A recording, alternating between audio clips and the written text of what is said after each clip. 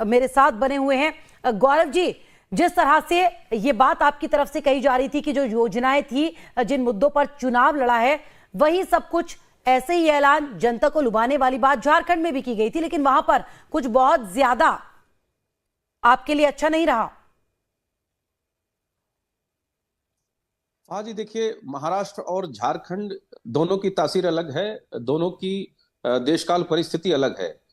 झारखंड में बहुत बड़े पैमाने पर बांग्लादेशी इन्फिल्ट्रेशन ने वहां पर अपना घर बना लिया है। एक बहुत बड़ी संख्या वहां पर वहां के डेमोग्राफी को बदल चुकी है। एक तो ये बात मानना पड़ेगा। दूसरा, भारतीय जनता पार्टी ने अपना वोट शेयर वहां पर बढ़ाया है। ऐसा नहीं है कि वहां पर हम कमजोर है, वहां पर भी मजबूत है। और कहीं ना कहीं जो पश्चिम बंगाल का रिफ्लेक्शन है वो झारखंड में दिखता है। और तीसरा जो सबसे महत्वपूर्ण जो बिंदु है, आदिवासी क्षेत्र है।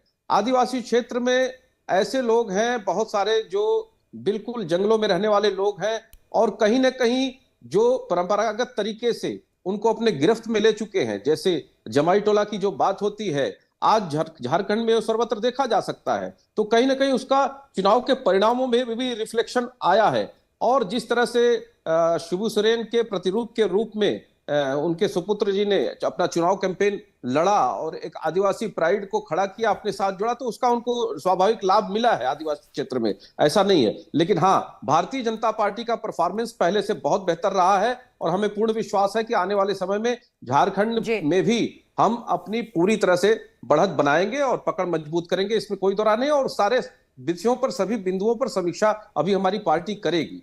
गौरव जी, अब आगे क्या?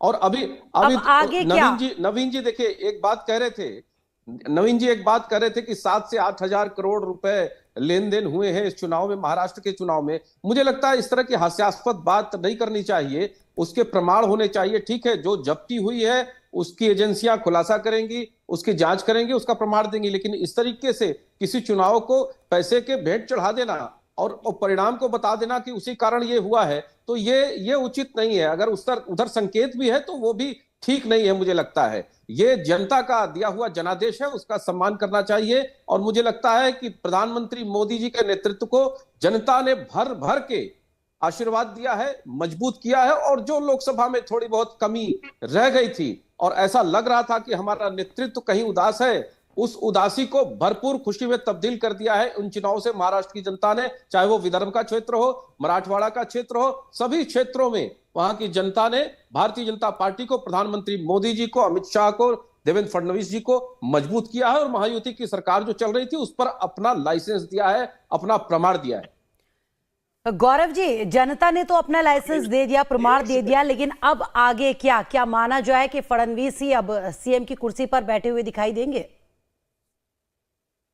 देखिए, मुझे लगता है कि जनता का जो जनादेश है उसको बहुत सीधे सरल भाषा में कोई भी व्यक्ति समझ सकता है।